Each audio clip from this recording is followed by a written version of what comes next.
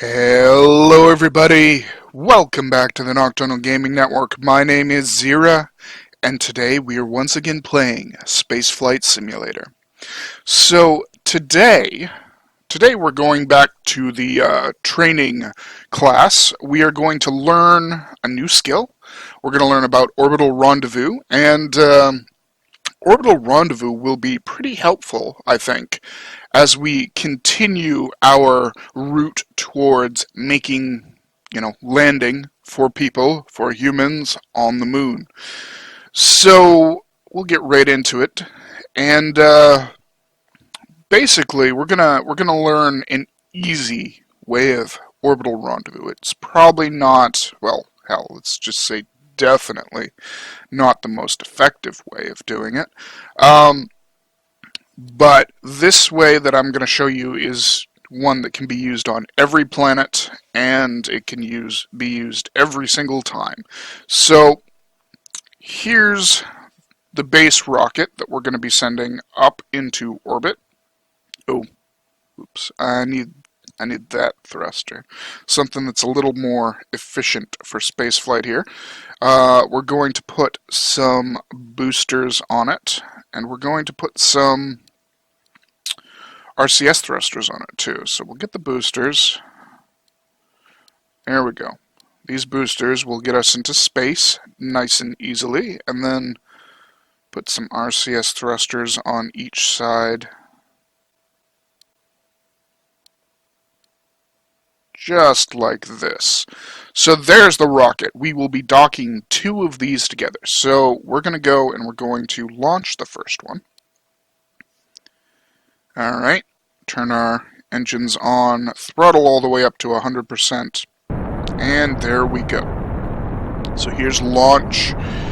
We're going to wait until we get to the 2,000 meter mark, like always, because that's the easiest way to do this. I suppose if we want to be really, really technical about it, we should start rotating basically as soon as we take off, and we'll do a nice gentle turn over the entire course of our takeoff. But unless you're launching something really, really, really heavy, I feel like it's easier to do it this way. You do come in at a nice high, like steeper orbit rather than a nice rounded orbit, but it's not that big a deal. Either way, if you want to, do the long turn over the entire course of launch, that's fine. So, we're almost in space. We're actually just going to speed up a little teeny tiny bit here. There we go. Now we can boost again. This will begin circularizing ourselves. Here we're just going to go prograde because our thrusters are more than powerful enough to do this.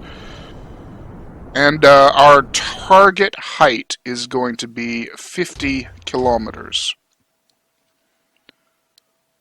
Oops. That's not right. I forgot to turn my engine on. There we go. Now I can boost, and we're going to go a tiny bit radial out just to try and bring ourselves really close to 50. While we're circularizing, we're probably right about there. That's probably pretty good. Alright, and once we let's get to 49, we're going to move closer to our apoapsis, and then we will burn basically almost prograde here. There we go. Let's burn exactly prograde here, because we're really, really close. Maybe even a little radial in, because there's 50 kilometers. Or 49.9. We can't get much closer to 50 here. So we'll wait till we get right on the apoapsis, burn a little radial in, and uh-oh, I've done it. I've done it now. We're going the other way. All right. So we're at 52.2, and then we're at 40. So let's let's go ahead and move to our periapsis. We're going to fix the 52 first.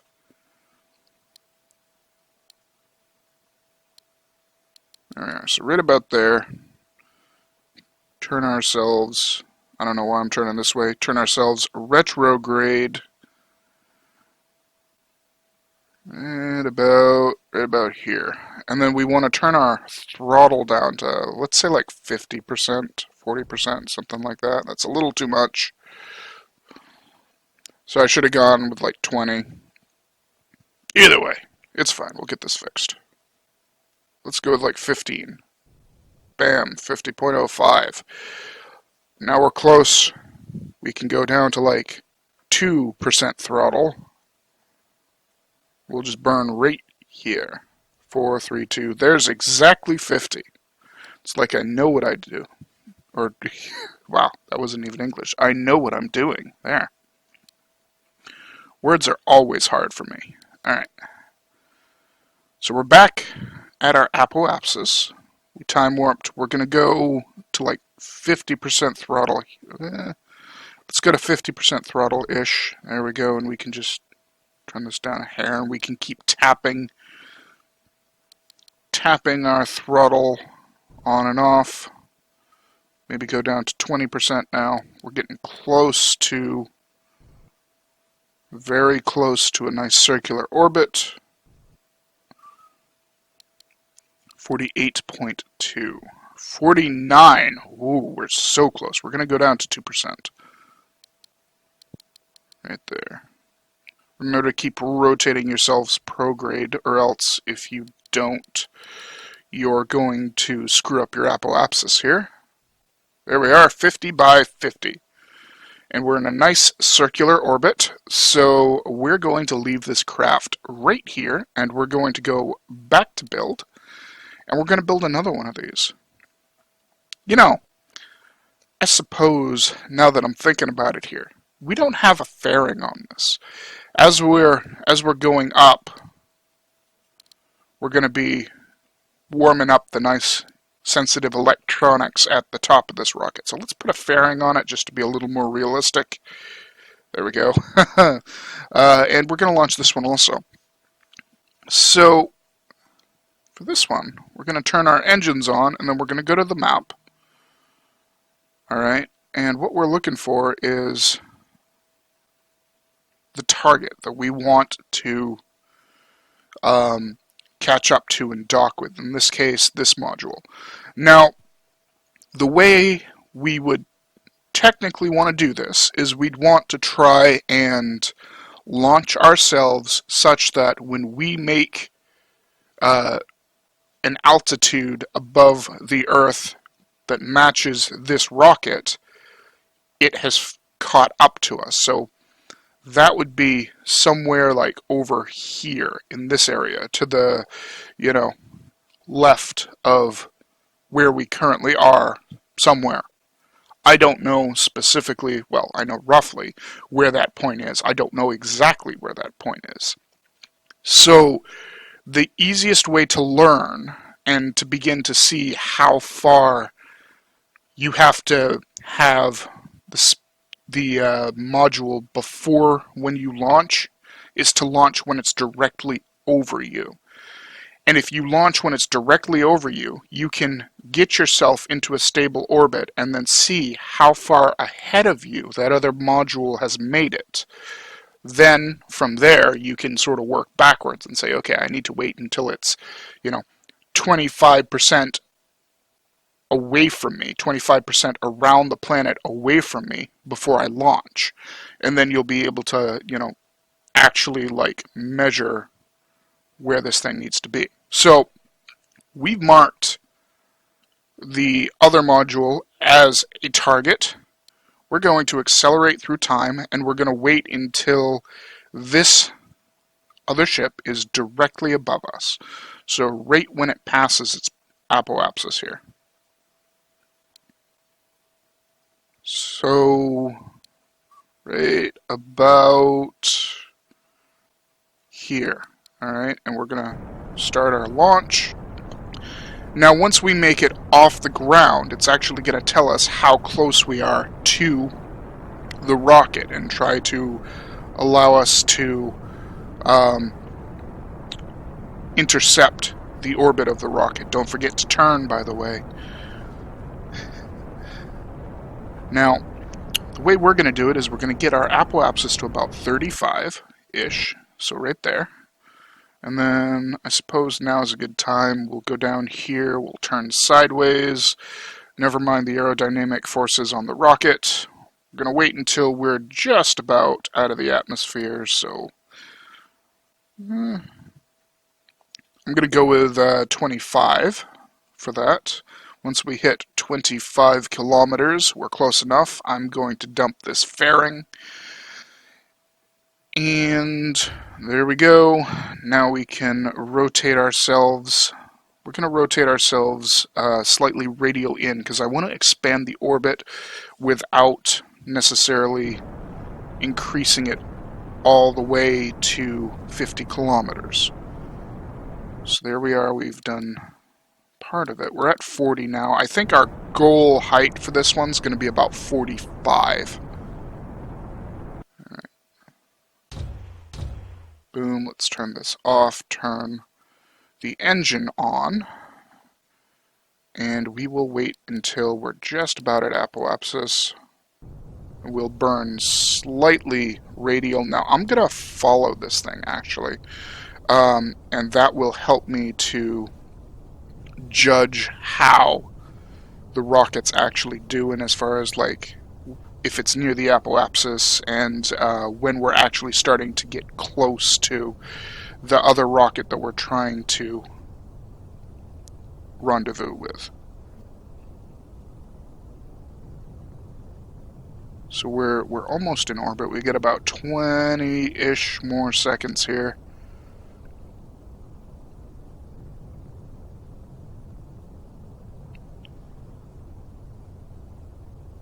There we go. We're just about to turn. So, boom. Here we are. We're going to once again wait until we get to the apoapsis. And since we're just a hair over 45 kilometers, we're going to just boost this. We're in orbit now. And we can boost this to 45 also. Alright, so we have 44 by 46. That's pretty close. Now, the way this works, the way we are going to rendezvous with the second module is this. Because we have two circles around the, Earth, one, if I switch to this, one at 50 kilometers, and the velocity of this rocket is 1,632 meters per second. Then we have, 1642? Oh, 32. I was going to say 1642. Did I really get these exactly the same speed? But I did not. I thought I did because it was so close. So there's only 10 meters per second difference in speed, and then there is 5 kilometers-ish difference in orbital trajectory. So we're going almost the same speed, right? But we're going around different circles. So what's going to happen, the rocket we are currently controlling has the smaller circle, yet it's going slightly faster, so it's actually going to catch up to the second rocket, the one that's got the 50 kilometer trajectory. So basically, we're just going to accelerate time a little bit, and we can just keep an eye on these. I should probably center this a little better. Keep an eye on these as we go around. So we've gone around 2 times, and here's 3 times and 4 times. So at 4 times, we're going to be pretty close to, catching up to this other rocket. So what I'm going to do is I'm going to, now that I'm fairly close, I'm going to increase the apoapsis of this rocket. Where is it? 46. So let's go up to like 48 or something. 48. So how about even 49? 48's going to get us caught up a little quicker, but 49's going to make it easier for us to rendezvous when we actually go through and do that. So that's at 49 kilometers, just about. We're going to rotate ourselves here to preemptively be the correct angle for the apoapsis. We're also going to continue catching up with this rocket, by the way. We want to be careful that we do this soon enough that we don't overtake it, because then we'd have to slow ourselves down, which, to move our orbit backwards, we'd either have to increase our orbital trajectory to be farther out than the one we're trying to rendezvous in with, or we could slow ourselves down, one or the other. And it's usually going to be easier to just increase the outer limits of our orbital trajectory past the object that we're trying to catch up to. So there we are, 49 by 49. So we are within 1 kilometer of this other rocket. We can actually go back and start accelerating time. It's going to take us a couple more times around the planet, maybe 4? Maybe 3, something like that, and then we'll go into the map mode. So there's 1 time around the planet. Here's 2. Oh, I was wrong, so it's about 2.5. But if we look at this, we're really close together now. We'll accelerate time a little tiny bit more. So we'll go around 3 times, let's say. So there's 3. Now, let's go into map and let's zoom out. So what we're looking for is the little teeny dot that's in the top right of the screen. You can just barely see it right there. So since we're so close that we can actually see it on the map view, what I'm going to do is I'm going to turn my RCS thrusters on and use them to actually move ourselves relative to the other rocket. Since the rocket's in the top right corner of the screen, we can actually see it's coming towards us. I'm going to move up and then sideways here. And you literally just do that by pressing the up and right buttons. And I'm going to press the up button a little more to make it go up faster. We don't need as much sideways momentum, so maybe I'll do a little less of that. But as you can see, we're slowly coming together here. We can either speed up time or continue giving ourselves thrust. I'll actually speed up the time here. So something like this is probably pretty good. So there it is. Now we can orient ourselves a little better, and we can make sure to use the left and down arrows to start canceling our momentum relative to one another, because we don't want to either overshoot by a large margin and we don't want to crash. That would be bad. I mean, if you've got the entire space at your disposal and you accidentally crash 2 objects together, that would be, whew. That'd be lucky. Alright, so here we are. We're heading towards each other again. Now, the one thing we do want to be careful about here, let me slow this down. If we check our map, we can see that we've got an apoapsis of 50, a periapsis of 49.9, an apoapsis of 50, and a periapsis of 49.1. So the big thing we have to worry about here is if we take too much time with these two and don't thrust them properly to bring them together, say we put too much thrust on one direction, what's going to happen is our apoapsis periapsis is going to move on the rocket we're controlling, and as we begin to get closer, because of the changes in our apoapsis or periapsis, eventually we'll get to a point where we're no longer heading towards the other rocket, we're actually moving away. So if that happens, then you probably want to go back out to your map view and try to align your orbits again. Alright, so here we are. Boom. perfect. We have docked. We can spin these things around and do whatever now. We're at 49.9 and 50.1. Now, one thing to be aware, the thrust from your rocket will affect this rocket, so if I loosen off here and sort of do this.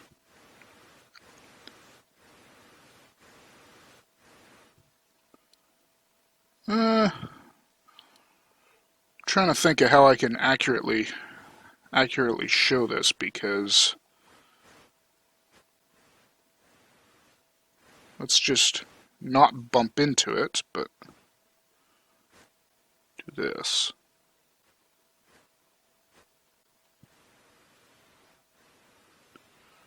There we go. Let's see if we can slow this thing down. I don't know if we'll be able to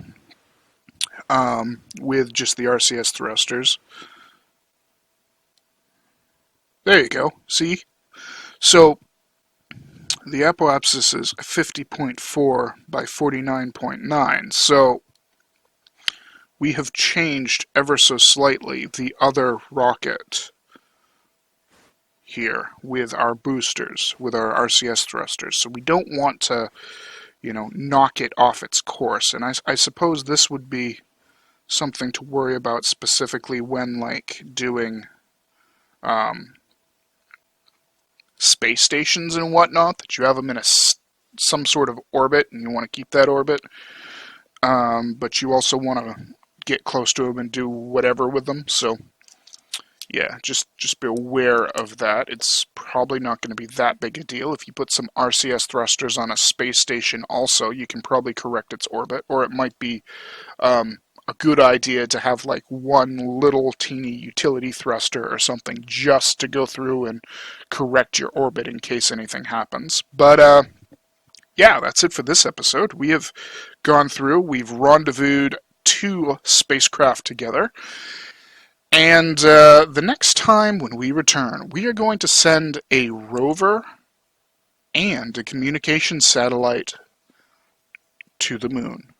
And we're going to do it, I think, multi-launch, because if we're following along with the vanilla game, I don't think on the vanilla game you have enough space to make the rocket that I'm going to make. So we're going to do it as multi-launch. We're going to try and keep the moon landing specifically a vanilla item. And then once we pass the moon landing, we'll start breaking out some of the other rocket parts to do like rockets to Mars and whatnot. Use the rocket parts for actual flight rather than just as cosmetic pieces. So thank you all so much for watching. My name's Xeriua, and this is the Nocturnal Gaming Network bringing you Spaceflight Simulator. Have yourselves a wonderful night, everybody.